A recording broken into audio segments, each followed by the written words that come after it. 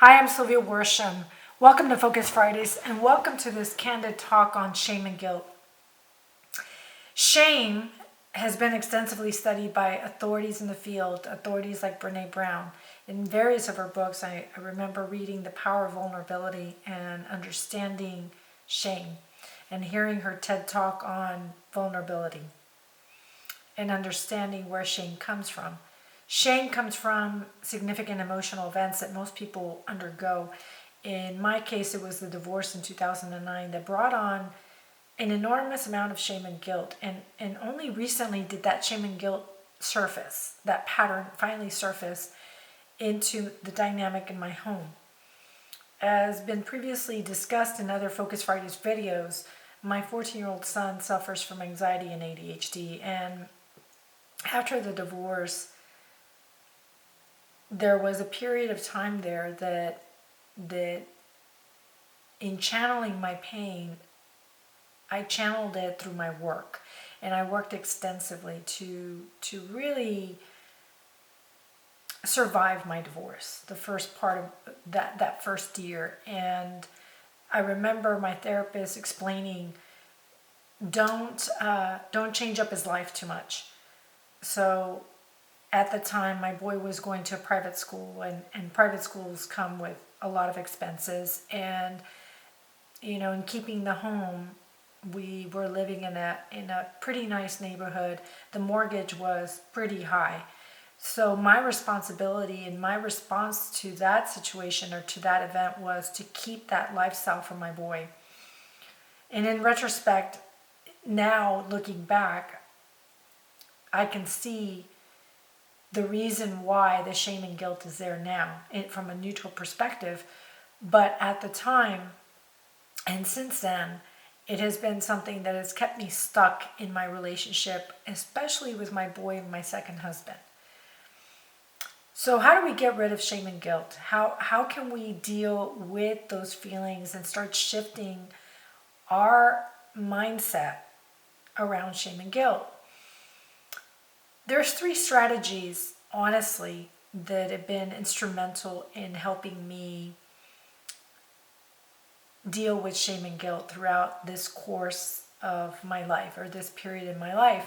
One of the things that we have learned is to take ownership for our role in any given situation. So taking ownership for my role in the divorce and in the aftermath of divorce is essential.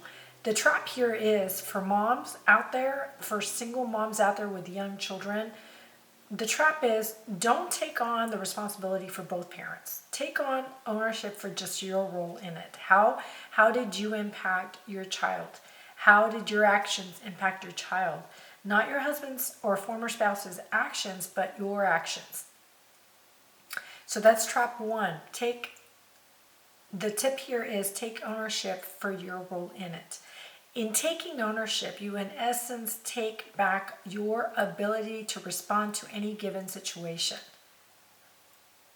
Your ability to respond, because it's a mindset shift here, guys.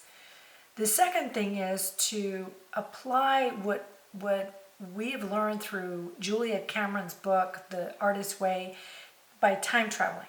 Time travel back to that period in your life and forgive yourself. Write a letter to yourself in that time period of your life. Because honestly, you were doing the best that you could based on your conscious awareness at the time. Based on your conscious awareness at the time. Let me say that again. The unconscious mind, there are 2 minds. The unconscious mind is the most powerful of the 2 minds, and it's the one really creating beliefs that are at the core of your actions, at the core of your thoughts, at the core of the feelings that you're feeling. They are in the driver's seat. So identifying what that belief is and uprooting it and shifting it from a side of fear to a side of love is essential.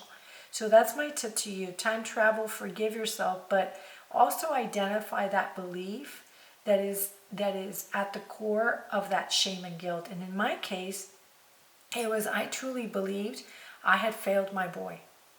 I had abandoned him. too. And having that core belief is going to keep me stuck in that shame and guilt thought process. And it's going to keep me there until I'm able to shift it from a side of fear to a side of love. To where the power of the affirmation being, I am a wonderful mother. I did the best I could at the time. I did all I was capable of doing at the time, and I did a very good job. Instead of guilting myself and taking responsibility for things that were outside of my control. I couldn't control my spouse. I could not control any of what was happening. But our attitude is something we can control, and our mindset is something we can control, and our thoughts are something we can control. Identifying those beliefs and uprooting them and shifting them from a side of fear to a side of love is essential. And the last strategy, honestly, that has been truly instrumental for me has been to let it go. Let it go, release it, and surrender it to God. There's not much more you can do.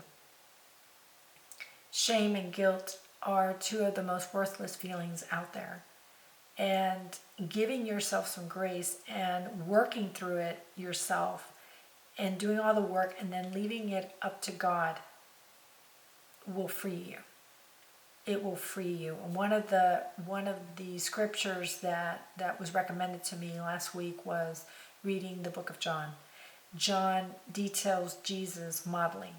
And in doing so, we have a model that we can follow in our interactions with others, interactions in our lives as women, as mothers, as wives, as entrepreneurs.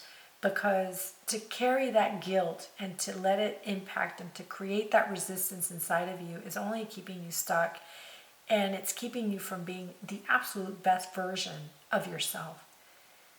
So again, get rid of it. Take ownership of it.